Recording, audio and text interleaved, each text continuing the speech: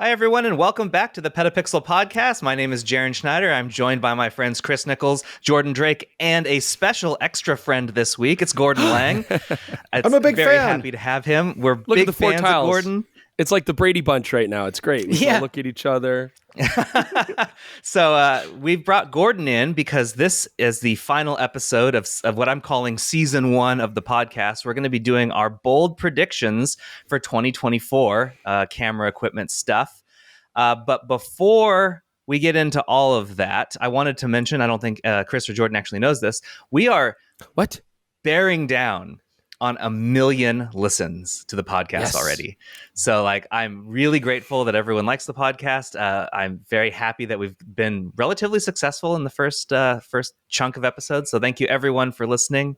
Really appreciate it. Nice. Last thing, and this is entirely my fault, but at the end of last episode, I made the last comment sound like the only person that they wanted to hear from was Jordan's personal projects. Yes, you did. So quickly, Chris, do you have any personal projects that you have been working on that you want to share? Oh, I didn't know you were going to spring it on me like that. I was just totally disappointed. I believe even after the credits, I was like, I think he wanted to hear from all of us. I don't think. Yeah, you guys called me out pretty quick on that. Yeah. No. Anyways, I'm not bitter. Do I have any personal photo projects? I don't have time to take photos. I'm into Gundam now. That's all I do. That's all I want to do. My personal photo project for 2024 is to just take pictures of Gunpla. Okay. Because that seems like the cool thing to do. The last time I had a personal project, it was called Nowhere But California. And I was doing a time-lapse video and aerial project where it was like, there's really very few places like at California where you can be surfing in the morning and skiing by the afternoon. So it was nice. I was doing a lot of landscape stuff and I just never finished it. So Gordan, do you have any personal projects, like photo projects, video projects? Well, they do kind of blur into the professional side of things, if you can call any of what I do professional. But my long-term goal at the moment is to source 50 of my favorite vintage digital cameras from the period, very specifically of 1995 to 2005, the period immediately before we all started doing video reviews on YouTube, and basically make video reviews of them all. And I've already begun on my advert alert, my Dinobytes channel. I'm already about 20 cameras in, so I've got about another 30 to do, and then at the end I'm going to hopefully publish a book all about it. Oh, that's so cool. Nice. I did not know that was the final plan. I will buy that book. That sounds fantastic. I love that sale. That's a guaranteed sale. Yeah, it's tough to find photo projects that you can separate from the business. Like, I do find shooting now for PetaPixel far more creatively stimulating than with Deep Review, just because of the way that we shoot the format. So, but yeah, it's tough, right? Like, how do you come up with a personal project when you're shooting cameras twice a week, right? That becomes the personal project. So, it's tough. Yeah. But all right, before we get into it, I have one more note I want everyone to hear. I didn't have a place that I could really easily slot it in to the YouTube version of this podcast. But if you want to hear it, please go listen to the audio only version and just listen to the first 2 minutes. If you've been following the podcast, Andreas, who is a listener from Europe, who got a Phase 1 camera as a gift. Chris, I believe it was Chris, who said he would happily listen to Andreas's voice and would love him to read him a lullaby. Andreas took you seriously and produced. It wasn't just him read. He straight up wrote an original script and added There's sound a score. Effects. It's so incredible. Oh, man.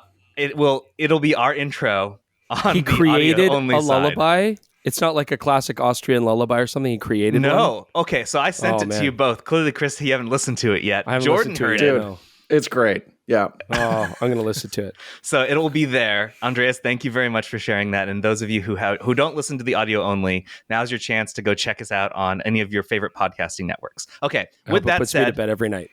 Longest intro ever. Let's get to it.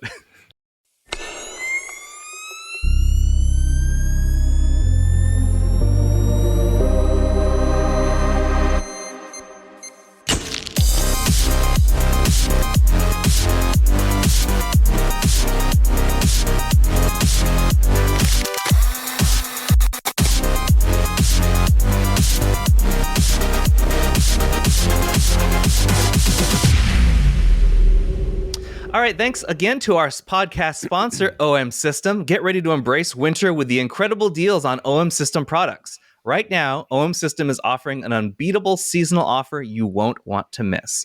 Purchase the E-M10 Mark IV body and receive the M.Zuiko 14 to 42 millimeter 2R lens at no extra charge. Originally priced at about $1,000 US, it's now available for just $699.99. That's a fantastic $300 in savings. You guys familiar with this setup? Yeah. The E-M10, just beautiful, small, little compact body. Yeah, really good looking. Yeah, I know Gordon's into the small cameras as well. I like them. I haven't got anything to prove. What's your implication? You're very secure. Yeah, I am. I got a bit defensive a bit fast. That escalated quickly. You did.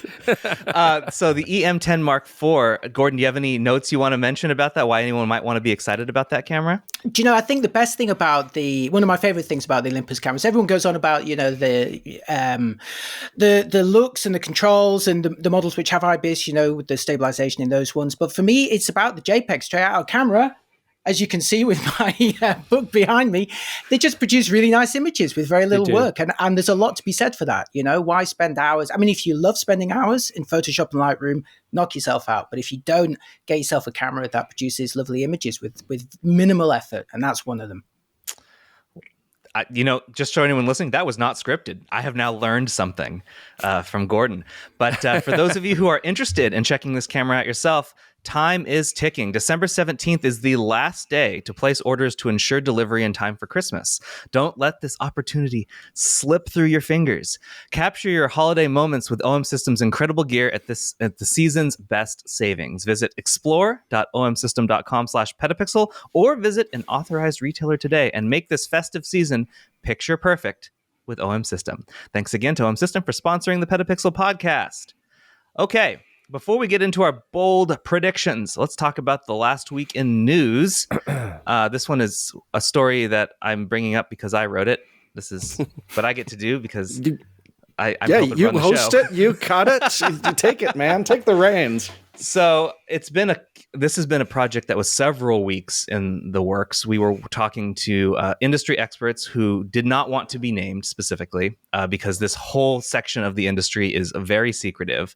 But Sony photographers should be careful which CF Express cards they buy.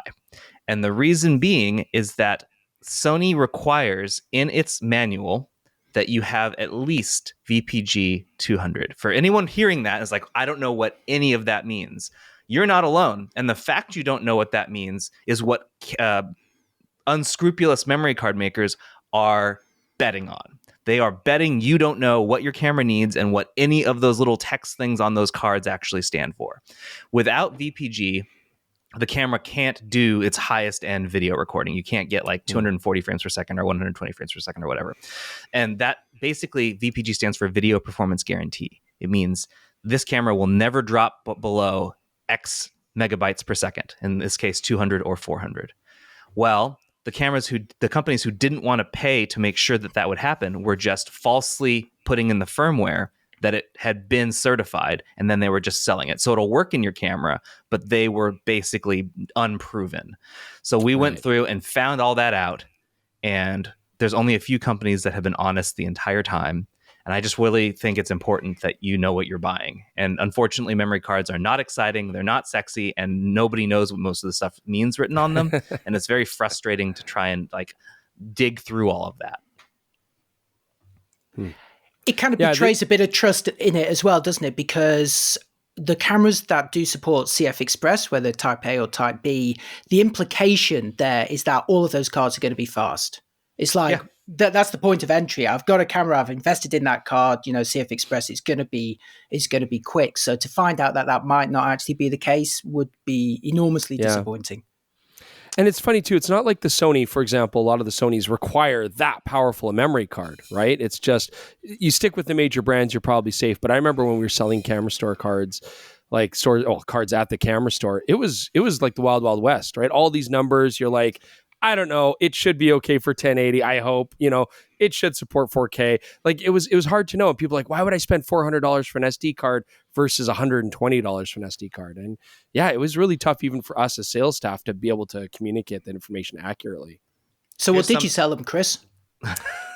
Just the most expensive. No, stuff. Well, honestly, it was stuff that we tested, and I think this is kind of off topic, but it really does pay, especially in our line of work. Where we're getting different memory cards from different brands.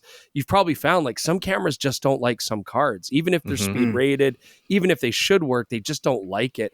And there's no definitive guide to make it easy. So articles like this are always valuable. Do you know, one tip is if you are having problems with a memory card in your camera, make sure you've copied all the images off it, but then format it in the camera that you're going to be using it, because this may not affect anyone other than camera reviewers, but I know that we are constantly swapping systems, constantly trying new cameras, and it's very easy to just pick up a card, pop it in and go, this isn't quite performing as it should be. And in the case I found actually with a lot of Fujifilm cameras, they do not like cards that have been formatted elsewhere. No. And a lot of problems can be resolved straight away by doing that. So always practice safe insertion of SD media. Nice. So one last note on SD and CF. These are two separate organizations, the Compact Flash Association and the Secure Digital, I believe, Association. SD cards only required that the company making the cards said it was cool, that it was all internal. If you tested internally and you passed whatever ratings they had, thumbs up, you can put that rating on the card. What the CFA wanted to do was actually like test it independently to make sure that these companies were not lying. And that's what these little things mean. And I think some companies have responded poorly to that and therefore decide they don't need to do that in order to charge less for their cards. And so they are still trying to do it internally as if that's fine. Right. They may still work, but it's a matter of, do you want to reward someone for basically lying to you and lying to your camera? That's what it really comes down to. So yeah, that's not a healthy relationship. It really isn't. It really isn't. Guys, why do you think we haven't gotten a really cool, fully functional underwater drone with a cool camera? Why haven't we gotten one? Because we have a new drone out there now that has it's really neat. It's fully modular. You can replace all the parts, but the camera is just terrible. And that makes me sad. It's because they don't want you to find out what's down there. Yeah. That's Isn't what that it is. Yeah. We're taking them at their word. Piles and piles of garbage. Can you even see underwater? I mean, like in the nowhere that I could use it around the UK coast. The visibility is about 3 feet. Cloudy, yeah. Yeah. So when would you put it in a pool? When I was in Jamaica, the water there was like crystal clear, though. So if you go to like some areas in the Pacific, some areas of course, in the it's a holiday product, though, isn't it? It's a holiday product apart from those lucky people who live, off the coast of Egypt. We sell drones, and some people. I couldn't fly my drone basically anywhere in California without there's too many rules. And then you can't fly one in New York, but you can still buy a drone, so you just go somewhere else. That's what I would argue here. If you want to go do some underwater work, you can go find something you can shoot. I would only get it. I would only get it if when the underwater drone came back to the surface, in the kind of classic reference to The Spy Who Loved Me, the window came down and somebody reached out an arm and dropped a fish out the window. That's the only circumstance I would get one. And then it grew wheels and it drove onto land, and then it had machine guns and it looked like an Aston Martin. And then somebody who sat there with a bottle of whatever it is of hooch on the beach sort of looks at it and goes, "I'm not drinking any more of that." Man, arguably, I would say obviously flying a drone in the air is more fun, just from that aspect, the three-dimensionality of it. I'm arguing that I'm sure some people are now like, how dare you? Underwater is the greatest phase. James Cameron is furious. Ever explore. Yeah, he's really mad at me right now. But at the same time, it's like, as Gordan said, it's hard to find water that supports it. It is strange, though. This is not an affordable drone. And I should say, I don't think any underwater drones are actually economically affordable. I mean, even the cheap ones are not cheap. So you got to be tethered. There's only so far you can go with it. Water visibility is going to be a big deal. I would obviously love to test one for, fishing purposes. We talked about that. We're looking at trying to get an underwater drone, but most of them are like made for cinematic use, and therefore they have expensive price tags, lots of limitations on who can even operate it. Yeah, difficult to operate.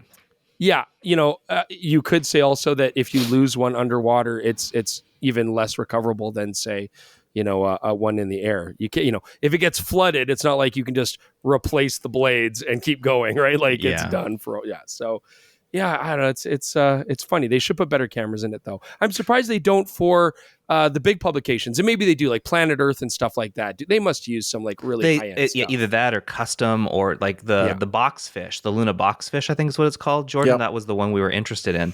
Those are just remarkably expensive. When compared to, even though this is very expensive, I think it's like $7,500.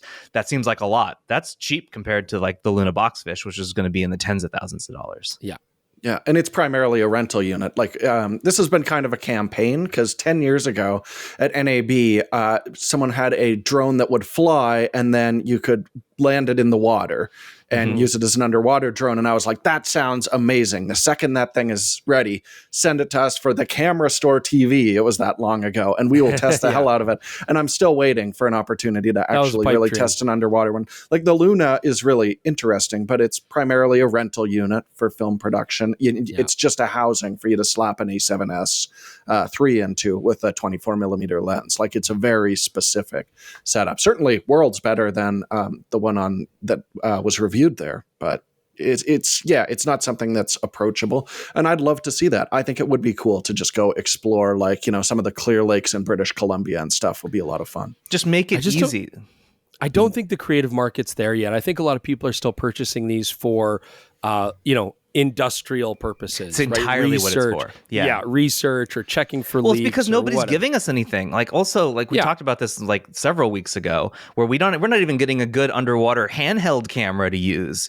Like we're still using like just they're rugged and all, but the image quality is just not fantastic. So it's just like, I want a good underwater camera. Dang it, Nikon One. The waterproof one. Bring it back. I'm going to go on this campaign every week until they bring it back. Someone in the comments said they did have one. So yeah, maybe it'd be fun to do a retrospective on those cameras. You mean the one with the 1-inch sensor? Yeah, the 1-inch sensor, interchangeable lens. They only made I reviewed it. Yeah.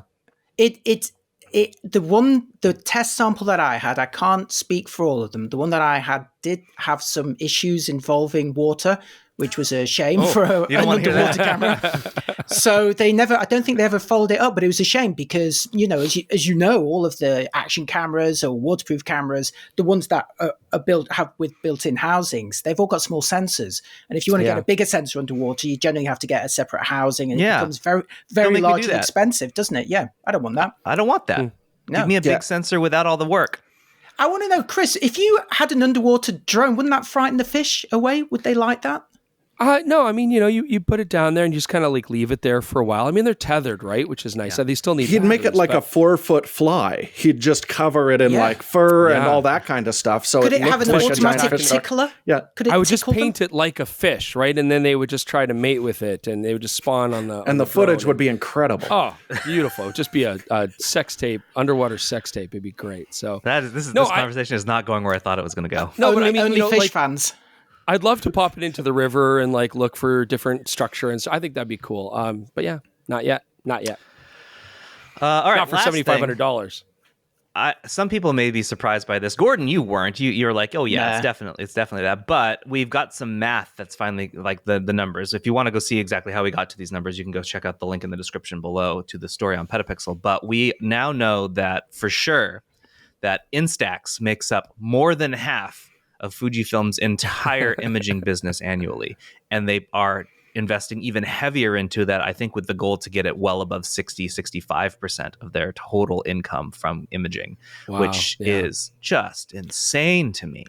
So, Jaron, does that include medical imaging, or are we just talking consumer imaging? So their imaging business is difficult to parse.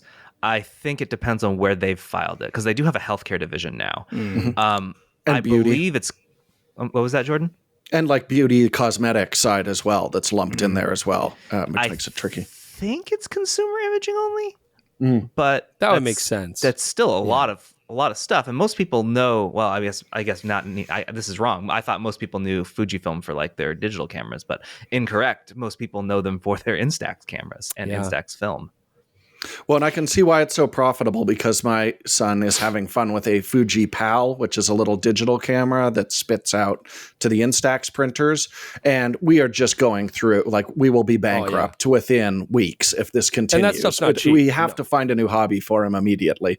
I think he's actually, it should be up by the time this is published. He made a little video on the Camera Store channel talking about it. So you can see my son do some presenting. Their timing was great because it was right when Polaroid was starting to go under, right? Like Polaroid was really starting to disappear, and they just came in. And I was actually watching a movie from like the early 2000s, and it was cute. Someone was taking Polaroid shots and then scratching on the actual shot, you know, like drawing pictures or writing stuff like you used to be able to. I don't know if you could do that with Fuji Instax, but I was like, oh yeah, this used to be like really cool stuff. Like this was a big deal. And I never found it very interesting personally. It wasn't my thing, but I was always amazed how Fuji really took off and kept going. I think the interesting thing for me, though, is that when I speak to people who are using them or want to get one or are getting one, they all refer to them as Polaroids. It's become so ingrained as like, I mean, I don't know if this is the case anywhere else in the world, but vacuum cleaners were dominated in the UK by the Hoover brand. So people still talk today about, I'm going to Hoover the floor. Yeah. Right. Or they're going to use a floating lawnmower. They go, I'm going to fly mow. And it's the same with Polaroid. In instant, it's become synonymous with it. And I know it does understandably wind up Fujifilm when people go, oh, I've got one of your Polaroid cameras. But at the same time, they're like, well, ka-ching, you know. Yeah. It doesn't matter to Fuji as long as you're spitting out the money. Yeah, exactly right. I guess here's my question. Do you know people who buy Fuji Instax and then actually, other than Jordan's kid, use it regularly? Like I know a lot of people, it's like a great Christmas gift. You know, you shoot some stuff with your friends and then you kind of throw it away. But like, are people actively doing it creatively on a regular basis? Well, I see. Or is it just a lot of teenager Christmas presents?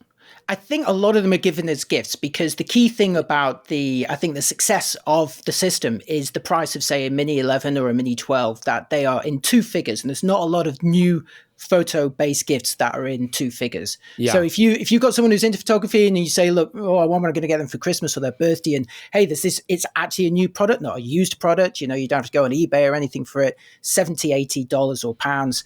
That's quite tempting. And then you buy it, you see the kind of cost of it, and maybe you don't use it as much as you thought. But I've been lucky enough to live in two very touristy locations in the world. Years ago, I was in Queenstown, New Zealand, and now I'm in Brighton in the UK, where a lot of tourists come. And it's quite interesting to just hang out in the touristy areas and see what people are photographing with. Right. And I do see some Instax cameras, but not enough. It's not it doesn't match. I've never seen the volume that would imply the figures that we keep hearing about. It's clearly there. And they've said that like the margins that they have are the largest of any of their products, like 20% margin on the film stuff. So like, and on top of that, they're expanding their film their film making facilities in Japan twice over.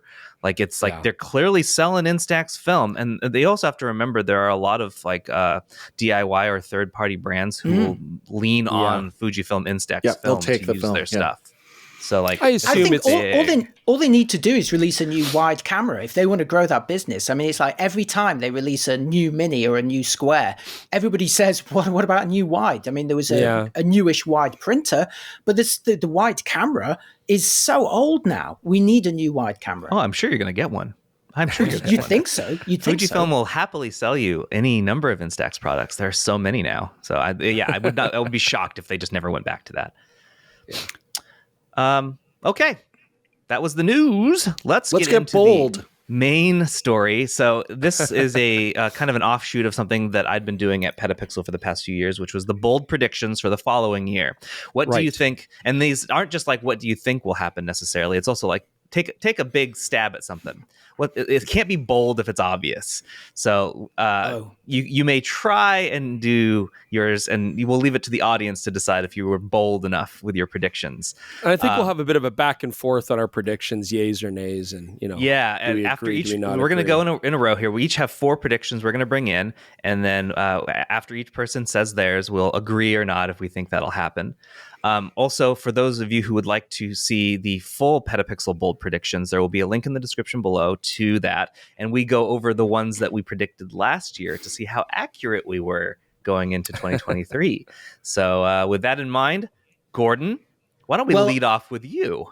Well, I fear I misunderstood you, Jaron. I thought you said bald prediction. So this is for the people watching the video. Yeah, sorry about that. Okay, my first one, right. So as we all know, Sony released the A9 III a couple of weeks ago with the first global shutter sensor camera that's full frame and also CMOS.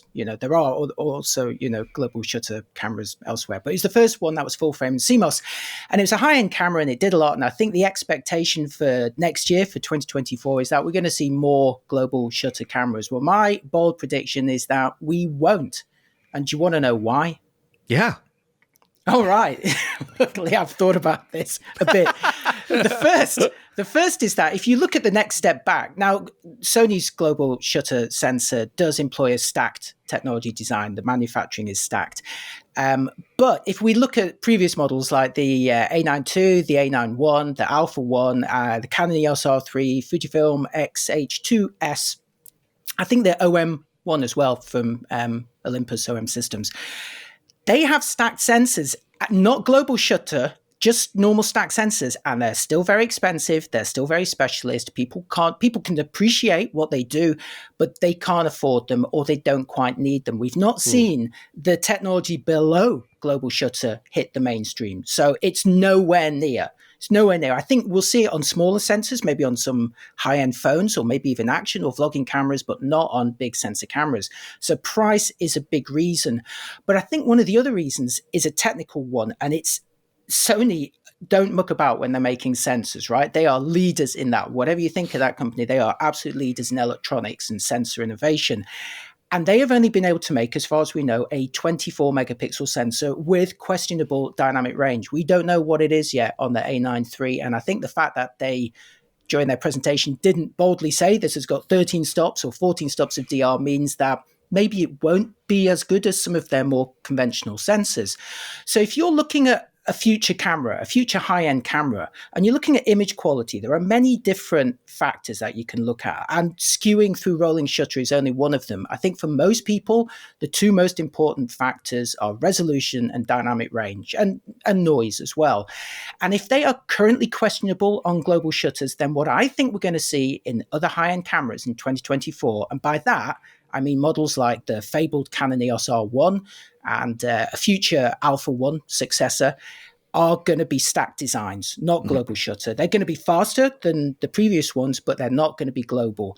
And the reason for that is that people are going to demand more than 24 megapixels. They're going to want decent dynamic range, decent all-round performance. I think since the R3 and the A9 III already do 24 megapixels, then an R1 and an Alpha 1 Mark II or an Alpha 2, whatever they call it, they're going to have to be up at the 45, 50 megapixel mark. And I don't think they can do that with global shutter yet. They will in the future if there's demand, I'm sure, but I don't think they can affordably do it now. So that is my bold prediction, that models like the Canon EOS R1 are going to be super fast, but they're not going to be global. Who agrees? Disagree. Well, I'm going to agree. I have to disagree because that's one of my. I mean, I understood these predictions not to be old or gold, but to be bold. So, but yeah, I totally agree. But my prediction is I completely disagree with you. Yeah, spoiler. We'll get to Chris's response to that, but I also disagree, and I will get into why after Chris gives his bold prediction. But Chris is third, so we'll get back to that. I like that prediction, Gordan. It is extremely bold. It's not probably bald. accurate. Bold. Is it? Jordan, you're up next. What do you think is going to happen next year? I think Panasonic is going to kill the S1, S1R line. I think a lot of people are waiting for an update on those. I think they're going to recognize the two cameras in their S mount that are doing well. Previously was the S1H. I think that is going to see a replacement this year, would make perfect sense. A lot of people are just grabbing S5 IIs instead of that camera because it is quite long in the tooth. And then I think they're going to focus on the smaller, less expensive S5 line, which means they don't have a higher end photo camera. I think they're going to release one flagship photo camera as well, maybe at the same time as the S2H. So it'll be S2H and then like a big, probably stacked sensor camera, but not the same body design and not in the same price range as the S1 and the S1R. Before we vote, so if they're going to not have S1 or S1R, what would they even call that? I think they're going to make an S2H. S2S for super for photography. The video one, S2H, makes perfect sense. And then carry on in like an S10. I think they're going to make like a super budget L-mount camera. I think they'll just call it an S2. But you agree? S2 and S2H. You agree? We all agree? Even if they do that, I think it's going to be a totally new price and design from the S1, S1R series bodies. It makes sense. I mean, they have to put phase detect now in all of their cameras. It totally makes sense. Yeah. I will agree with that too. Yeah. All right. Full agreement. Chris, I moved yours around so you can get to the one that's about Gordan's first. Obviously, I got to talk then. Yeah. I think Canon will make a full frame global. I don't, but I'm saying this because we're supposed to make bold predictions. So, of course not. But I'm going to say that Canon's going to make a full frame global shutter camera for the Olympics. I mean, they got to do something for the Olympics. Deep down, I totally agree with Gordan. It's probably going to be a high-speed stack sensor. But my bold prediction is it will be global, and everybody will be like, oh, Canon can't do it. And then they'll come out and they'll do it, and everybody like, wow, we were wrong. And the sensor probably won't be that good, but everybody will be like, still, we were wrong. That is fascinating because I agree with you, but I actually believe what you're saying as opposed to what you just really did. Yes. Oh, you're crazy. Okay. Guys, okay. I mean, so Chris and Jordan and Gordan clearly don't. I just realized that your alter ego is also Jordan. It's confusing. Very confusing. So all three of you actually don't believe this prediction that Chris has, even though it's Chris's prediction. Yes, because I'm trying to be bold. Correct. I think there is one clue that Chris may be correct, right? And this is the only circumstance. It's a very exciting one, which is the reason Sony came out so early with the A9 III. Not just an announcement. It wasn't a technology announcement. It was like, here it is. Go out and use it, And it was like, wow, this is really early to, we've seen, little announcements before, but this was go out and actually use it. I think what if it was because they got wind of the fact that Canon have not only got a global sensor for the global shutter sensor for the R1, but it's like 45 megapixels. And they were like, oh no, ours is only 24. We've got to get it out now. Talk about it now. Because in 3 months, no one will talk about it. Correct. So this is, we can get into it more because I will take this now. This is my bold prediction. I agree. It's all kind of related to this. I do think that they do have a global shutter sensor. I do think that the reason we haven't seen it, and I had been getting some reports from some of my sources for a couple years now, that Canon actually has been ready with this for at least a year, the sensor part. I only had heard that they were struggling with something, and I wasn't getting specifics. And then when I saw what the Alpha 9 III was doing, I was like, I now know what the problem was. It's throughput. Canon has not been particularly great with their surrounding software in their cameras. Processors are a real bottleneck. Really, I bet they were struggling with trying to find a way to get the data off the sensor in a way that made sense. And so it put them back a year. And that's why I think that we haven't seen it yet. I also think that the reason Sony was so far ahead was because they're trying to take the thunder from Canon, which they successfully did. And I have some sourcing that tells me that Canon was extremely disappointed and upset when Sony did this, which tells me you got all the. I know people. I know you got all the hookups. You got I all drink the and I know things. You got all the backdoor hookups. Yeah. So my bold prediction here is that, unlike what Gordan just said, I do not think this will be a high resolution sensor. I actually don't think Canon will release a high resolution sensor next year, and I don't think they'll perhaps do it ever. I don't think we will see something beyond 50 megapixels from Canon. End of sentence. I think they can't do it well enough. It's 2057, and Canon still has a 45 megapixel. And they're like, damn you, Jaron Schneider. That's my prediction. You 80-year-old bastard, you. I think that we will get somewhere in the 20s, maybe 30, maybe out of their R1. In the R1.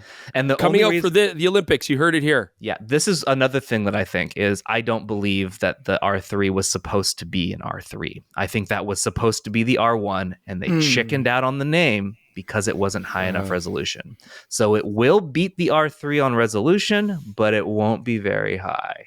I thought that as well, Jaron, but the 1DX Mark III was only 20 megapixels. Yeah, that was big for the time. And that got a number one.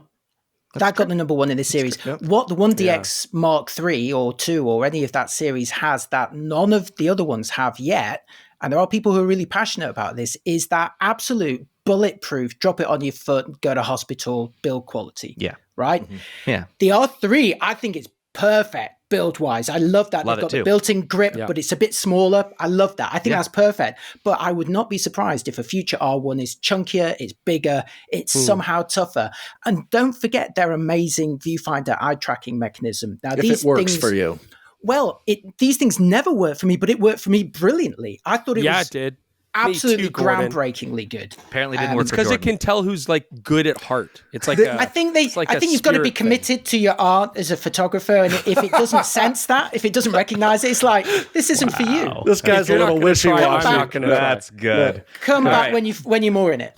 So all right, Gordan, what's your next one? That kicked us out of every Canon conversation we were going to have for this. All four of us are done, basically. So, Gordan, we're looping back. So, do you guys, we've already basically figured, I want to ask you guys, do you think that Canon will ever release a high-resolution camera again? Do you guys agree with me? I think they will. Yes, they will. That's too bold. You guys don't, too bold. We disagree. All right, Gordan, what do you got? Okay. My bold prediction is to do with the Fujifilm X100 series, and it's not that a successor is coming, because of course it has to come. It has to come in 2024. There has to be one. What it will have is another question. In fact, I've just made a video about that, which you might enjoy, because I've been using that camera as my main travel camera for the past 2 years. But that's not my bold prediction. My bold prediction is that following the enormous demand and success of the X100V, not a single other camera company will bother making another premium compact off the back of it, which to me is a huge disappointment and missed opportunity. Now, I don't know the numbers. All I can do is go, that looks cool. I want more of that, please, even if it makes the company no money. And I look back at models at the golden era of models like Panasonic's LX100, Sony's RX1R and RX100 series. It's 5 years since the RX100 Mark VII. 5 years. Fujifilm's own X70. How about that? Bring that one back. What about the Canon G1X? You know, that was pretty cool. And in fact, Nikon was just on the verge of bringing out that DL, with an 18 to 50 lens. Yep. Oh my God, I was so excited about that. And then they were like, yeah, you know what, we're not going to do that now. And I'm sure if the X100V kind of debacle on supply and demand has taught us anything, is that there is a market for premium high-end compacts. And at the moment, the only options are you get an X100V or you get a Leica or you get the Ricoh. Actually, there are a couple. But I think there should be more. I'd love to see more. But my bold prediction is that there won't be any, though. I disagree with that bold prediction. I don't know. I mean, I kind of agree with it. You're kind of a bummer, Gordan, but I agree with it, because it's like you said here, you know, Fujifilm has won this competition, and I almost feel like the X100V has become kind of like a Leica camera. It's like, why don't other people try to go into that realm? And you're kind of like, well, they already can't make enough to supply demand, but everybody's waiting for them. Everybody wants them. We talked about this a lot too. Like, why doesn't Panasonic come back with some of their luxurious compact cameras? They were well loved and they were adored, but I feel like only Panasonic users would buy them. So I feel like Fujifilm's got this cachet, this mystique about it. Everybody's like, oh, I got to have one. And that might be a major reason why is they've got that. I think Sony will try again. That's why I disagree with you. I think Sony another will RX1, hey? I think we'll get an RX1 Mark II or an RX2 or something like that. I think they will try. I mean, that would be hot. I'm going to agree with Gordan for this year. I think everyone else is going to be like 3 years too late. Like in 3 years, we'll see a glut of companies all releasing stuff when Fujifilm has already replaced. Exactly. Can I piggyback on that? I know it's out of order, but I have one directly related to that. Jaron, will you allow this? Yeah. I'm approaching the bench. Okay, great. So I actually think Fujifilm this year is going to release the X100 successor. I don't know what the model number is going to be. They've had it very easy up to the V. Maybe that's what the holdup is. They're like, we don't know what to call this thing. I think they're going to release two. I think they're going to do an APS-C replacement and a premium full frame option. I mean, they're not going to want to bring out a new lens lineup. But they could do a single fixed lens and give you an option that really directly competes with Leica, like a $4,000 and destroy the Sony RX1R forever. The exactly, RX, Mark II. That same kind of thing, like a $4,000. It's way less than a Q3 still, with a fixed lens. That is my bold prediction for that. That is bold, bold, sir. There's some That's evidence bold. to support that, Jordan. There's some stuff coming in through registrations that Fujifilm is working on something with an FF in it, and it being a fixed lens makes some sense. That way they don't have to make more lenses. FF Fujifilm fun. I don't know. I don't think so. I disagree. I would love to see it. I don't care what they got in mind. I just want to see more of these types of cameras. I don't think they will produce a full frame one. I think if they're going to do multiple versions, though, it could open up the idea of doing ones. For example, right? I love the technology behind the optical viewfinder in the X100 series, but I never use it. I just switch it to EVF all the time for my own stuff. And there's that haunting idea in the back of your head that, one, you're not cool enough for the optical viewfinder, but two, you've paid for this pretty advanced feature that it could be considerably cheaper, maybe simpler to make without it. So maybe they could do two versions, one with the full hybrid, the two different types of viewfinders, and one a sort of simpler version. Or maybe that could be an X70. Well, I was about to say, I feel like the X70 was too stripped down. If they could find a middle ground there with, like a small EVF on it to keep the body size down and use the same optic, that would make a lot of sense. But that's not my bold prediction. How about if because they're going to have to put in one of the new sensors. If they put in the 40 megapixel sensor, then it gives you more latitude for cropping, which gives you kind of like more ways you could pretend you've got a longer zoom range on it. But that in turn could allow you to start off with a slightly wider lens to start with. So Chris, instead of having a 35 equivalent, it could start with maybe a 28 equivalent. If you would love that. Cropping. No, which the X70 35. was 28, wasn't it? All I care about is that whatever the X100 successor is, that it doesn't have that stupid 35 millimeter lens equivalent in it. That's all I care about. That's all I don't want. think you hate 35 that much, but you've dug yourself into this hole. You have to hate it in order to continue. I've actually climbed up a hill, and I intend to die on it. So I will say that I agree with Jordan, and Gordan disagrees with Jordan. Okay, I disagree with the full frame model. Yeah, got it. I think that's at least that's maybe not what they're going to do, but I sure hope they do. I hope so. Chris, what do you got? So while we're on the kick of the Olympics, I think Nikon is going to come out with a new high-speed sports camera for the Olympics, which is tough because you'd think, they got the Z8, they've got the Z9. Those are both perfectly capable cameras for that.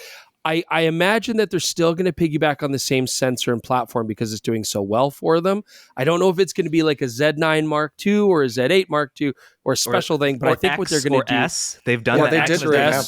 Yeah. But I think they're going to revamp their autofocusing algorithms. I think that's what they're going to do. I think Nikon is in a position where they're like, we got great cameras. People are loving us. We got a lot of momentum.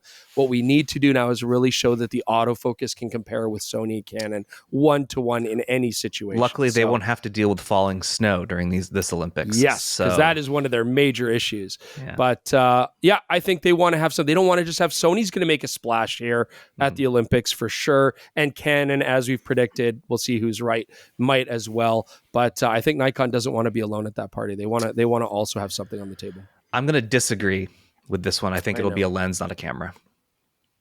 I also think we're not going to see anything in the high end from Nikon this year. I think they have. You guys are bummers. Yeah. I'm just realistic, man. Gordan? I think their WAD is out there already. Their WAD. Yeah, I don't think we'd see any new camera hardware at that level from them. I think, as Chris said, I think there is an opportunity for them to do something software-wise. That would be a nice gesture. The 5th or the 6th firmware update for the Z9. Yeah. But they actually actively market it as a new model. Like an S model or an X model. What about forcing you to sign up for a new service and charging you $150 to install it? How about that? Nobody does. A thing? Nobody would charge you that? $150 for one firmware feature. Who would do that? I could sure use some frame lines in a Nikon high-speed camera. So my prediction, my second one for next year, is that Sigma's full-frame Foveon sensor will come next year or never. This is it. Make or break. You're big on never. You're really big on never this because time. It's very, at this point, spending money is difficult. If Sigma has poured so much into this camera that if they can't get it right and start recouping this year, there's no point. They've already had to rebuild that thing from scratch once. So I just if we don't see it this year, it's never coming. I'd be so curious to know, just like the books and the budgeting and the actual, like Sigma's whole endeavor for their actual cameras. Have they ever made money, or how much have they lost? I'm very curious. I want to know what the fruition is of all of their plans for cameras over the years. I just want to know, like, if they release it, how can they make the body a confusing monstrosity to look at? Like, I just, every time I'm like, that is a really bizarre, unconventional design for a body. So I'm hoping they keep the streak alive. Or a box. A box. Yeah. Yeah, they could do those that. are their They've two got options. plenty of boxes. I don't think it's going to happen. I just think things have moved on so much that just like Richard and even Jim Casson, our previous guest, has been writing about how like just brute force Bayer sensors, just throw more pixels at them, and you really start seeing the Foveon advantages disappear, and their disadvantages are well known. Like they were really terrible in low light, those cameras. You basically only shot them at base ISO, and even then DR wasn't great, but they were incredibly detailed images. And energy hogs. And now we've got 60 megapixel, backside illuminated CMOS sensors. I think people who really want resolution are just going to go that route, even though, yes, you are interpolating. Are you agreeing with me, Jordan? I don't think it's going to happen. So I guess, yes, I am agreeing with you, Jaron. At least the second. Okay, Chris, the second do you half agree? of it. Yeah, but again, you kind of covered both bases. Yeah, I think it's not going to happen at all. Got it. And Gordan? I don't think it's going to happen, but I did have an idea that when I'm reviewing all these vintage cameras, there's so much kind of unicorny opinion on CCD sensors, for example. Mm-hmm. People seem to believe, incorrectly or correctly, that they produce some sort of magical output. It's certainly a bit different, okay? So I think maybe what they could do is go back to those really early Foveon sensors, which were pretty cool and quite fun, and make a really funky vintage style compact camera, and sell that. As if they're selling a 15-year-old product. Why not do that? I think that would be. I think I might actually buy that. It doesn't have to be 50 megapixel. Then it could be just 3 or 6. Do you know what I mean? Because it's old, so it doesn't matter. It's just fun and it's different, and the output looks a bit different, which is what people want. Okay. Some people. If it does come out, Jaron, do you think it's going to be a fixed lens or interchangeable lens? Oh, at this point, you would think they would want to actually sell their L-mount versions of their lenses that they continue to make and sell. So based on that alone, I'm going to go with interchangeable, but I don't feel good about it. That feels like a real risk for me. All right, let's burn through. Gordan, what do you got next? You got one, your second to last one. Yes, also known as the third. Yeah. I once came second in a competition, and I was crowing about it until somebody pointed out there were only 2 entrants, and I was also last. So my third bold prediction builds on Sigma, actually, which is that they are the secret weapon of the L-mount system. And my prediction is that more people are going to realize that, for example, Lumix S cameras are really viable contenders against Canon, against Sony, against Nikon, against everybody. When we look at the feature sets on them and the prices that they can sell them for, I mean, Panasonic are they're very keen for this. And you've got all of those wonderful Sigma full frame mirrorless lenses, which Canon and Nikon owners would really want to have. I mean, anytime I review Canon cameras, people go, "Oh, I wish the Sigma lenses were for it." And as they're saying that, you think, why didn't you buy a camera then that actually you could mount them on right now, today? And I know that there's a lot of momentum with these other brands, and there's a lot of reasons why you would prefer to go with these other brands. There's a lot of factors, but I just think that I hope in 2024 that more people will consider Lumix S. And building on what Jordan also said, I think almost certainly there will be a new higher end product. I think it'll be an S2. I think it'll be a higher resolution product in a new body, in a high end body. I'll agree with that. Yeah, I agree too. I think the primary motivation though is going to be people who still want a strong hybrid camera. I think that's which is a lot of people. Which is a lot of people. Yeah, absolutely. I'm going to agree as well. The system deserves more users for sure. Do we think anyone else will join the L-mount Alliance this year? Oh, yeah. They added like 5 this year. Of course they'll add more. Of course See, they'll add more. my crossed off, one of my bold predictions was that Tamron would join L-mount. So I'm curious. Right. I don't know if they'll. I'm surprised they haven't already. It's odd to me because maybe they would. I don't know. The relationship between Tamron and Sigma has always been weird. Like they never talk about each other. Have you noticed that? They never compare their lenses to each other. It's always to a first party. And it's only they been were decades. former lovers. It was a horrible breakup, and now they just refuse to even go back into that dark abyss period of their lives. Right. Pretend the other doesn't exist. Like it's very odd. I wish you had to use that one. Anyway, you don't get to use that one. I'm not going to respond to it. What is your good one? What is your third? My third is I think we're going to see Nikon branded stuff start to pop up in the smartphone. One of the Chinese phone manufacturers will pay for that license to have Nikkor lenses on them with Nikon color profiles. Same thing that we've seen with Leica, with Hasselblad. I think the name has enough cachet that would be worthwhile. And, Nikon's a small company. Any place they can grab some extra money for R&D, I think they'll latch on to it. Now they're on a bit of a roll. So that is my prediction. Why are you saying that? What made you say that? Well, I was thinking, which ones haven't we seen yet? Because obviously we've seen Leica branded, Hasselblad. Canon would never do it. So who are we left with then? I don't think we'd see Fujinon. It is just you thinking, we should get another. There's nothing else. Because I've got information that could argue both ways. And I'm tempted to agree with you because of what I know has happened in the past. I can't speak to it because it would violate like multiple NDAs. But after this podcast, can you just tell me all your secrets privately, Jaron? That'd be great. Yeah. Okay, cool. I'm on to something. That. Why aren't you telling us your secrets anyways? I thought we were a team. Jeez. I'm not gonna broadcast them online. That'll get me in trouble. I do think that there's something there. So I'm gonna go ahead and agree with you. Wow. Well, now that puts me in a weird position because Jaron's already said you were going to say no. So go ahead and say no. I was going to say no, and it's only because it's not that I disagree. I mean, Nikon's a good name, and I think they're absolutely, they have an optical heritage that people could bank on.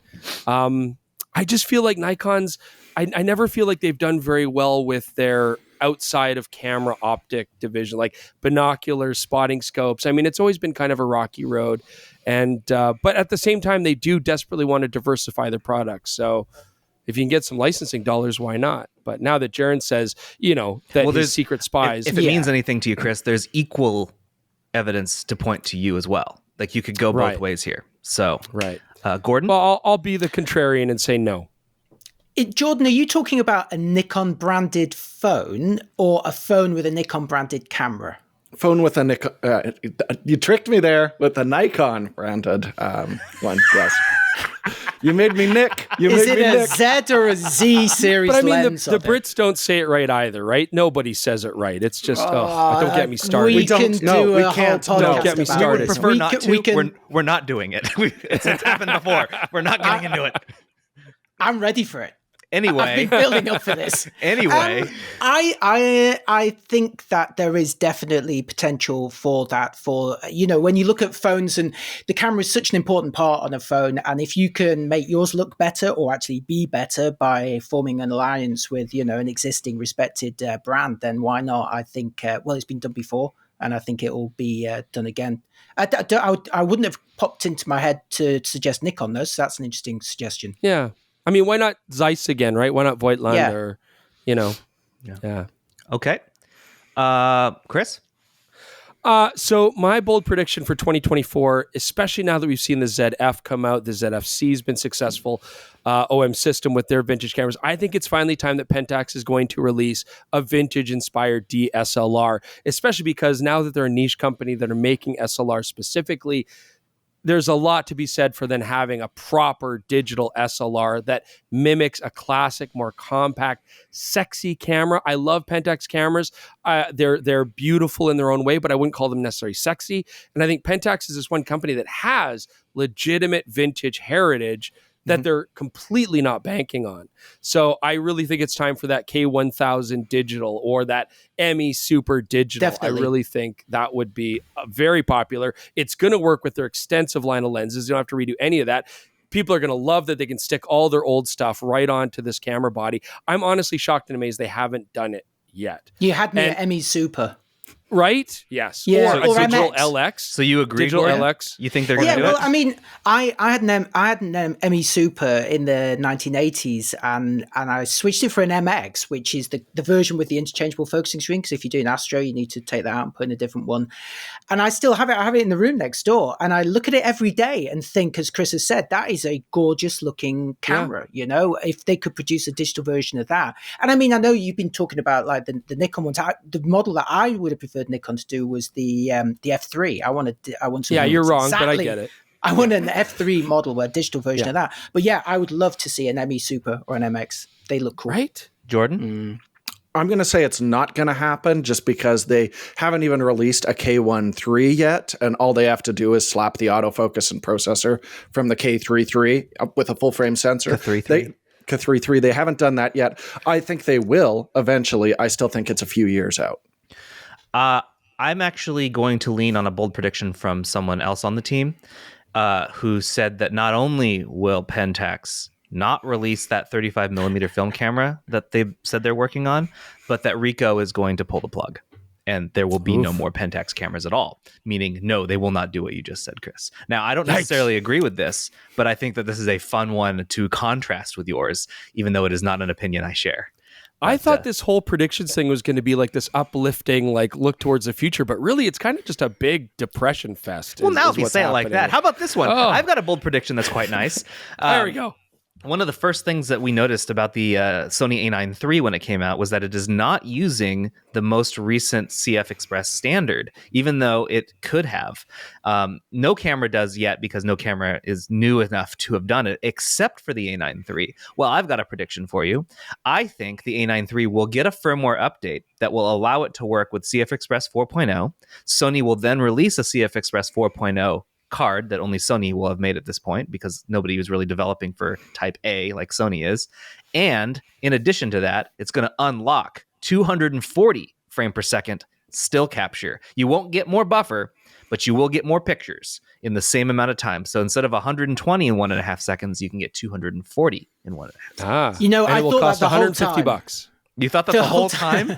Yes. The whole time that I was testing the A9 III, I was like, God damn it, 120 is not fast enough. I need to realize my vision. I need 240 frames per second. I heard So, you yeah, just I hope muttering it's to yourself in the distance about that, Gordan. Like, oh, he's going off about the slow frame rate again. Yeah. I mean, if you're trying to get a group shot of 80 people and you don't want anybody blinking, you need to have 240 frames per second. So why this will work is when Canon announces their camera, and it will have some things that are better than the Sony will then be able to say, but we're not done yet, and kick this in there. Right. And therefore take some more media attention back. I like it. Gordan likes it. I'm going to I agree. think it's credible. It's credible. It's credible. Yeah. All three yeses. Wow, rare. All right, Gordan, your last one. All right. My final bold prediction is that people will continue to release vlogging cameras, but it's completely pointless because DJI have won that particular battle. Pocket 3, right? Why wouldn't you? Yeah. Yeah. I mean, why wouldn't you? Although, that said, if you are more of a person who sticks your camera on a desk and you present to it, I think there are maybe better or alternative solutions. But as an all-round, especially handheld product, I just think it's unbeatable. And I think they really pulled the rug out of from under a lot of other companies who are like, whoops, that's quite good, isn't it? But I think they'll still continue to produce, of course they will. More of those lines. But I just can't see who would want them. Agreed. I thought it was really interesting when I was looking at the lists of our worst cameras, how as the manufacturers have rushed to get these half-baked vlogging cameras out, how that's kept that category alive and thriving for the last 4 years. So I actually agree with Gordan on that, and can I piggyback? Sure. Yeah. Well, wait, if you're going to move on to yours, can Chris say if he agrees or disagrees? Well, yeah, I think it's one of those industries where you're like, who is buying these cameras? And when I say that, I am coming at it from a very biased perspective because I would never buy that. But that's why I'm curious. It's like the users out there listening, we do get a few people who say, oh, I have a ZV-E one. I think it's great. How many of you out there have even considered a vlogging camera as a tool where you're like, that might be a good option for me? Like it would tick enough boxes for me that I would buy it. Or do you just go immediately to a different camera, more conventional camera? I'm honestly curious to know like how much the market actually is asking for these things. Because I always feel like the companies are making them and the market's not really asking for them. I think Sony's done well. Instax cameras. Yeah. I think this has a lot to do with the development cycle of a camera. It takes a couple years to get one out. So even though it doesn't feel like they're popular anymore, they've already invested the time into it. So like they already did it, whatever. So, yeah. Jordan, you may piggyback now. Awesome. So I'm going to go DJI related as well. We've got the Osmo 3, which is actually making pretty good waves. We haven't actually reviewed it. I didn't know it was going to be as cool as it was, so I passed on that one. But then they've got that at the base. They've got the Ronin 4D system, which I adore. But that is really competing with like cinema cameras. That's like, it's a giant thing. It will break your back if you use it for any length of time.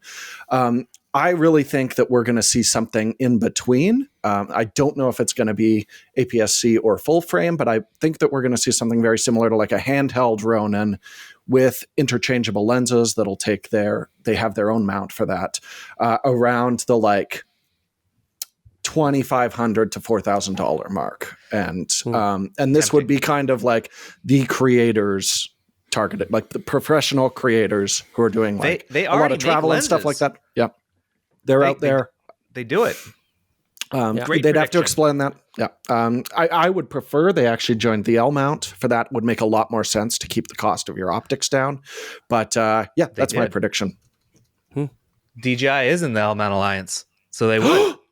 What? You know that? It's all that? No, I didn't know that. No. Oh, yeah. L mount alliance, when I said they added 5 companies, I wasn't just saying that. They literally added a bunch of companies. Like there's DJI, Samyang, Blackmagic. They're all in it now. So Instax. With an L mount. That's bold. Chris, Gordan, what do you think of Jordan's prediction? Well, yeah, it's easy to agree with. You mean like a full frame Pocket 3? Yeah, exactly. Yes. Okay. Yeah. No complaints. All right. My final prediction. What about my final prediction? Oh, sorry. Chris, your final prediction. My bad. So this is, I would say it's indisputable that Gordan Laing is a pillar of the camera industry. Thank you. Few have been doing it at last. Few have been doing it as long as he has. So this is industry related. I think Gordan's going to finally launch his own brand of coffee beans. He's going to have his own line, his own Camera Labs coffee beans. That's coming out 2024. He's going to work with some local roasters in Brighton, and he is going to come out with his own brand because he's tired of having to go to everybody else's place to get good coffee. I will plug the ever-loving hell out of that if you go that route, Gordan. And I want free samples. That's what this is really about. Yeah. We're going to soft launch it here on the pod. Yeah. Okay. Do they know something you don't, Gordan? That you're apparently launching a coffee brand? They know a lot that I don't, Jaron. And that's why I love them so much. I think it's not an unreasonable suggestion. Yeah. Oh! Chris, your facial expression there was great. Yes. Oh, man. All right. My final prediction is that Canon and Nikon will add content and authenticity to their cameras before the 2024 Olympics. You'll get it in a firmware update. I think it will be the, I'm going to say it as an American, Z8 and Z9 will both get it. If Chris gets his mythical Z9X or Z9S, it will come with it stock. And then Canon will add it to the R5, the R3, and the R1. When the R1 does get launched with its global sensors, it will have it in there as well. Not that bold. I feel like that's pretty much a gimme, but I felt like it was worth mentioning that content authenticity will get support from all the major brands by the first quarter of next year. Do you think anyone's going to charge for it out of those? No, I do not. I think it will be free. No I'm one's going to agree. pull Sony. Yeah? Yeah. Oh, absolutely. Yeah. It would make sense for the Olympics too. Plausible. All right. There you go. Those are all our bold predictions. You can see all of the PetaPixel's staff's bold predictions in the link in the description below. And then, as mentioned, we also go over the previous year's bold predictions. Next year, we will revisit these and see how wrong or right we were. Gordan, if you'll come with us next year at the same time, same place. I think this has to be a tradition. Yeah. Sipping a cup of my own coffee. That's right. We'll all have Gordan Laing Camera Labs coffee. Just all right. Bags of coffee behind you on the couch to add to the, So that was our longest main story of the year. We will get through as much of the next section as possible. And I want to call this, instead of what have you been up to, it will be what will you be up to? Because for the next 3 weeks, we'll be taking a break as we head into the Christmas and New Year season. So Chris, because you always put something on your desk, I'll let you go first because you can talk about what you have been up to as well as what That's you what will. I have been up to. What I've been up to is I've been sick for the last few days, so I'm amazed I haven't been coughing the whole time. I even put on Threads what my voice sounded like 3 days ago. Please go listen. I was not joking. That was not put on. I thought he was prank calling me when he called up. No, he sounds like a cartoon character. It's incredible. It was horrible. So it's finally come back. It's a little bit smoky. I'm not coughing too bad, but Jaron keeps showing his Gunpla. Everybody's talking about Gunpla. I'm not into Gundam personally. I'm more of a Robotech kind of guy. But I bought this stuff for my kids in Japan. This is the GAT X102 dueler. I don't know. Duel. Some teenager pilots it and saves the world. I don't know. But what I will say about this, first off, obviously the Japanese are masters of die casting ABS plastic. And it is quite impressive when you put these together, how they've designed everything. But these things are so fragile, Jaron. Like, I hate it. Like, They're everything's models. Falling off. Touching things, other things fall off and break. Yeah, they're so delicate. You pose and you put it in a cabinet and you look at it and be like, man, that's cool. Exactly. You have to put it under glass because the wind will break this stuff. Well, it and will also make dust. it all fall apart. Oh man. Anyways, my kids never played with it. I thought, so it was half built. I thought it was done. I was going to show it. And then I go and open the box. I'm like, no, he hasn't bothered to put the assault shroud on there. So I spent like 2 hours last night putting all this stuff on. Come on, was that not fun? Yeah, I don't know. Never again. Anyways, but there you go. Now I feel like, I've contributed to the Gunpla conversation. We can be done with it. I'm not going to contribute at all. No? Okay. Jordan, what will you been up to? I don't know. I am determined. I'm making the statement right now in the will. I am going to see a movie in the theaters, damn it. It is going to happen. Between this podcast and the next time you see me, and I will tell you what it was like to be in a movie theater. I never do it. It bums me out. I used to go multiple times a week, and all the good movies are rolling through right now. And it's going to be a kids movie because your kids are going to be like, take us to a movie for Christmas, and it's going to be like The Wish or something. I might go bring them to see the new Miyazaki. I'm hearing great things, but I don't know if it's actually, because it's a roll of the dice with his as to whether or not it's like, Is it appropriate you can bring a kid to that. The new Alexander Payne just came out. I'm like, I've never missed one of his movies in theaters. So updates to follow with strong opinions. So not Wonka then? I will not be partaking in the delicious delights of Wonka. No. Gordan, what are you going to be doing? Not? How are you going to spend your winter season? Well, wearing more clothes, I think. Warmer hats, that sort of thing. I have a very festive jumper here, which I was wearing at the beginning. Did you get too warm? Yeah. Oh, I love it. I also have a ugly sweater, quote unquote. It's not really ugly because it's got Star Wars on it, but I have one that's R2-D2, so I fully appreciate that. But that's Hoth themed. I know. What is more festive than the Battle of Hoth? No, this is a view out my window at the moment. With the AT-ATs out there. Yeah, that's a live view. That's what's happening. No, I'm loving. So not only do I love vintage cameras, I love vintage gaming, and I recently unpacked my Vectrex games console from 1982, my original one, and I just still can't believe how good it is. So, and there's still a homebrew community making games for it, which are just brilliant. So I'll be spending some time with that. In between family stuff and hopefully, like I say, surviving the cold. Right on. Sometime we need to get past and future guest Alex Mitchell on with you, Gordan. Together would be a powerful meeting of the minds, I think. We'll have to make that happen. It would just be video game talk for an hour and 20 minutes. I have no problem with that. I received 2 more Gunpla models from my sister-in-law to build. So I will be building those 2 plus 2 more I currently have over the next couple of weeks. I'm also going to try and beat Baldur's Gate, and then I'm going to start Cyberpunk. That's how I'm going to spend my my holiday season. So. Why do your Gunpla have like all this stuff coming off the back? Like like big wings and feathers. And before we move on, I will explain, because the duel is really lame. Of the Gundam that are from there, of the ones that are in the story, stolen this one sucks. by the Earth Force. The Earth Forces have their Gundams stolen by the Space Forces. This is the lamest one. All of the other ones have like a cool feature. This is just like, is robot with few guns. It doesn't do anything else. He's got a like beam protected shield. Yeah. Okay. Cool. And multi-phase armor and they all have that.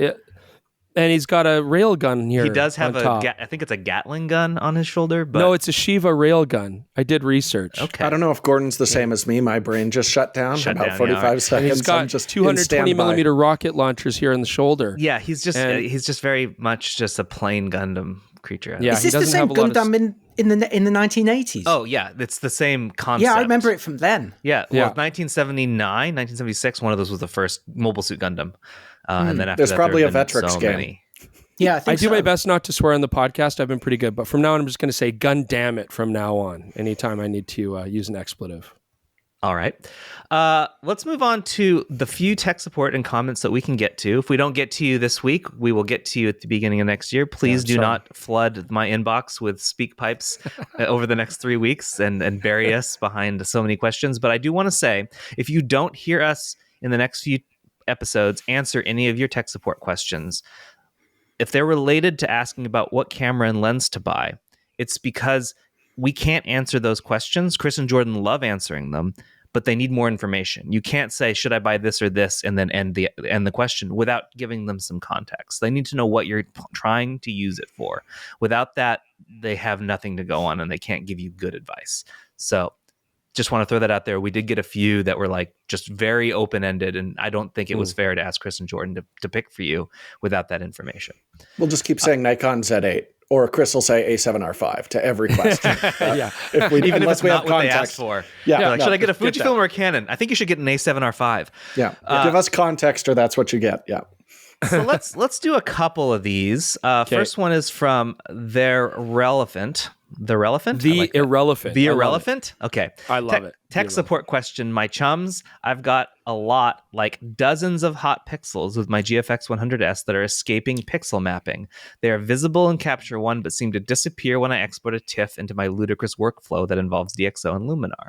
I'm planning on having some prints made, and I'm worried about these seemingly fixed pixels popping up on paper. So my question is this. Have you guys had any experience or horror stories involving photo printing, and how worried should I be about the hot pixels? I say Z because it's like literally ZE. He didn't write the Z hot pixels. Z I mean, hot if pixels. It's not showing up in your TIFF, I think you're going to be okay. I don't think it's going to pop up in your print. As for horror stories involving photo printing, I mean, every session of photo printing is its own horror story. So there you go. Have you ever at home printed something and on the first try you're like, yeah, that's what I wanted? Does that never happen? Instax. Never happened. Yes. Yeah, just an Instax. Yeah, no, but going file print out of Photoshop or even through their own software, no, it's like every it's not time. It's aligned. like print one out and then adjust and paste. It's every time. It doesn't matter if my monitor's calibrated. It doesn't matter. I'm always first time printing at I've least had twice. like prints come out where I'm like, oh, the color looks great. It's printing well. Blah blah. Big print. Lots of, and then right at the end, head scrape. Right at the end, always freaking head scrape. So yeah, no, it's the worst. The Garage Worker asks, for the tech support section, I have a question. Which budget camera has the best wireless tethering support? He actually spelled that tethering, but I'm going to go with tethering. I want to take photos and have them automatically transfer to my PC. No one tests this function in camera reviews. I mean, it's for a reason. Don't most Canon DSLRs, even very early ones, support the EOS remote utility? And the EOS remote. So here's the thing. I'm glad you brought that up. I used that at my wedding. People would come in and just hit the button on my iPad, and it worked flawlessly. And Did you ask them to do that, or is that an abusive type thing? No, I like if they wanted a photo booth, essentially, is what it was. I set it up, and it works really well. It's I remember, and this was like a really effective bit of PR that happened to me about 16 years ago, right? Where a Canon during a presentation, a Canon rep came on at the end after they would extolled the features of like a 400D, like a Rebel XTI or something, pretty old, and they said, "Oh, and don't forget the EOS utility."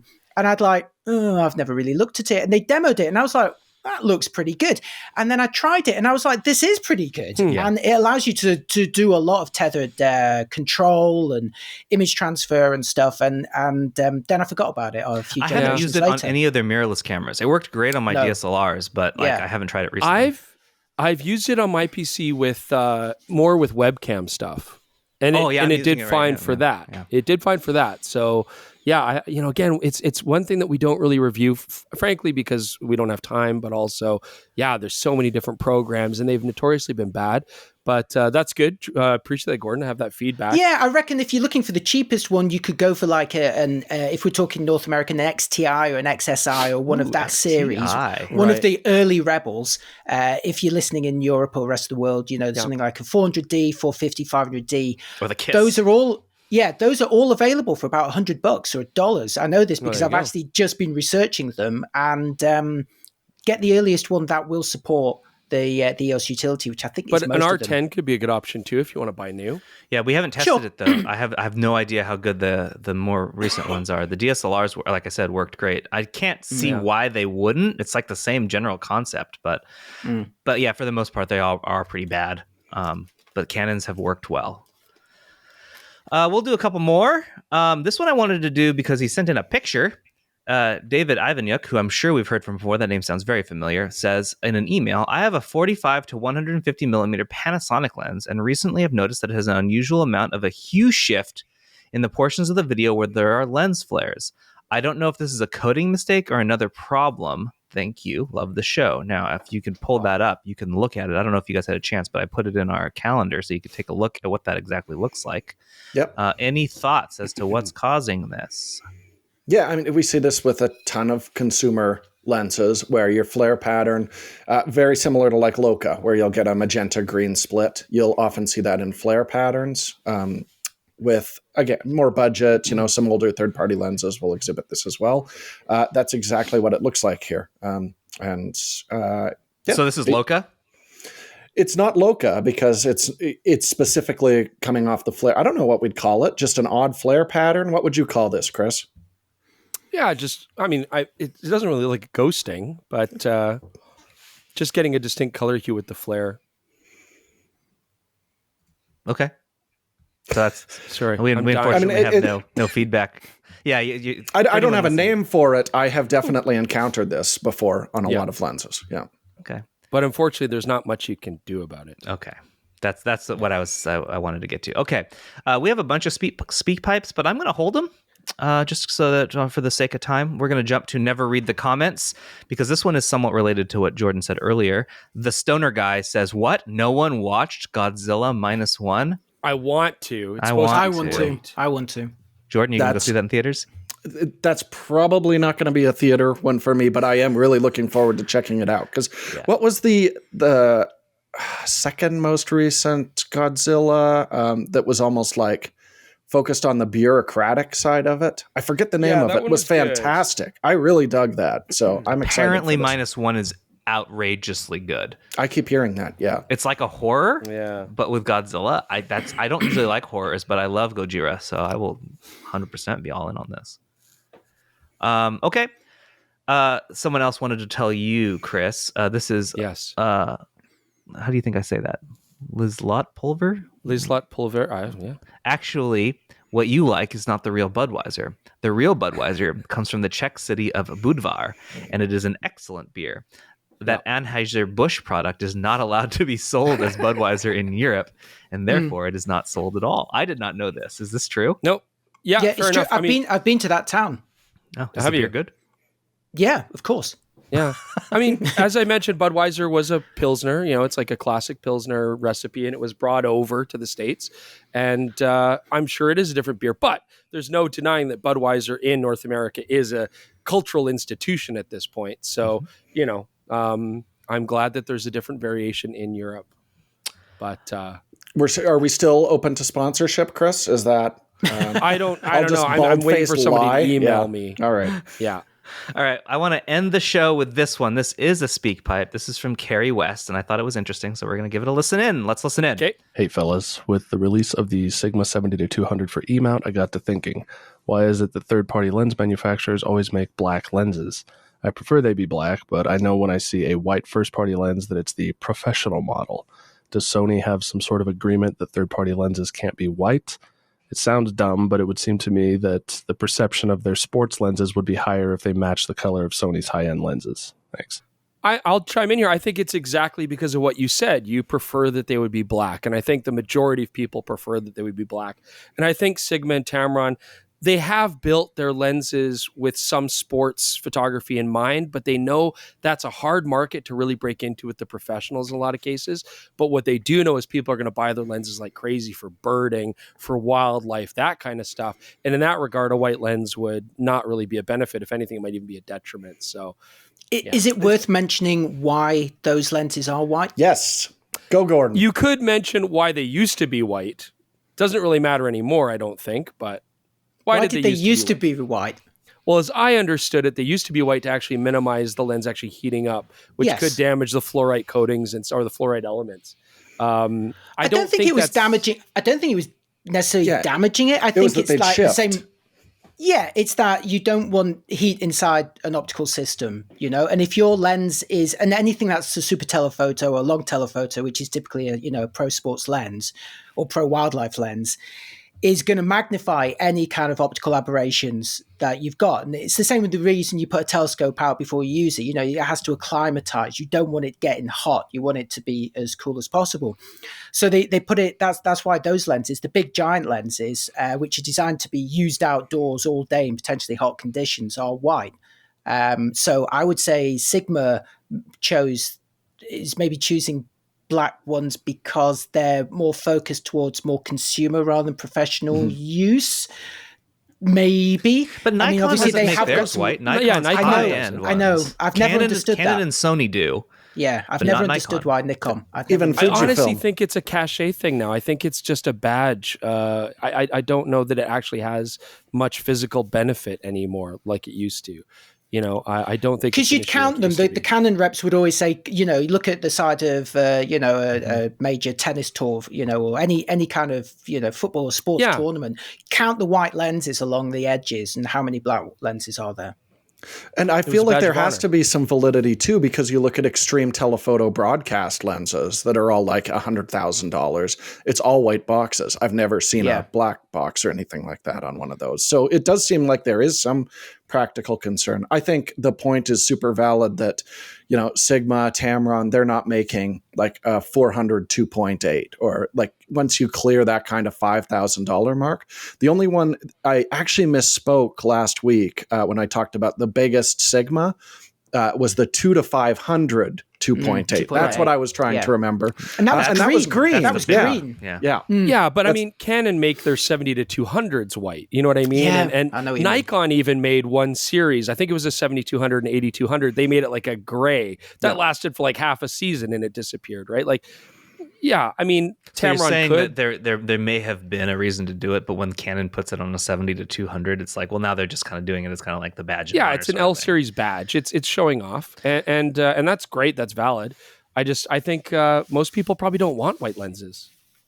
But then they've also made the 200 to 8. Is it 200 to 800? The new Canon telephoto. I can't remember the range of it. No, it's white. Oh, is it? Yeah, it's white. Or is it? Have I gone mad? It's white. No, it is white. Yeah, you're right, Gordan. But it's not an L lens. Contrarian. Yeah. Right. Yeah. I don't know. We'll never get to that. We need to have an This is the second time I've been like, we need an optical engineer on this show to answer some of these questions. He could probably tell us what that flare pattern is actually called as well. Yeah, so exactly. It's time. Well, that was actually a more scintillating discussion than I was expecting. I learned something today. Thank you very much. So that's going to do it for 2023 on the PetaPixel podcast. We'll rejoin you all. We have to end a season on a cliffhanger, Jaron. How are we going to make this dramatic? Like, tune in next season to find out blank. Like, if we'll find out if Gordan releases coffee beans. Yes, that's the big one. That's the big one. And that the manufacturers are going to start making red lenses and green lenses for fun. Yeah, this is one of those examples where you throw something on me, Jordan, and I am terrible at improv, and I have no answer for you. I can't cliffhanger us without planning. Find out what movie I saw next season.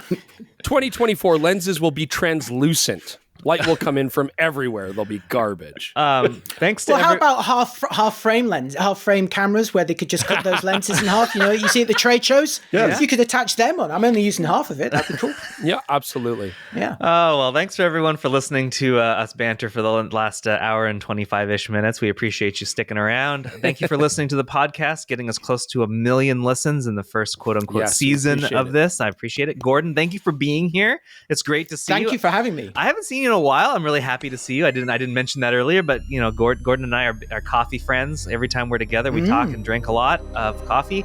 And then, thank you to OM System for sponsoring the episode and the podcast. We'll see more from them in 2024 on the podcast. Chris is playing with his Gundam. So there you go. Thanks, everyone. Really appreciate it. We'll see you all next year. Bye.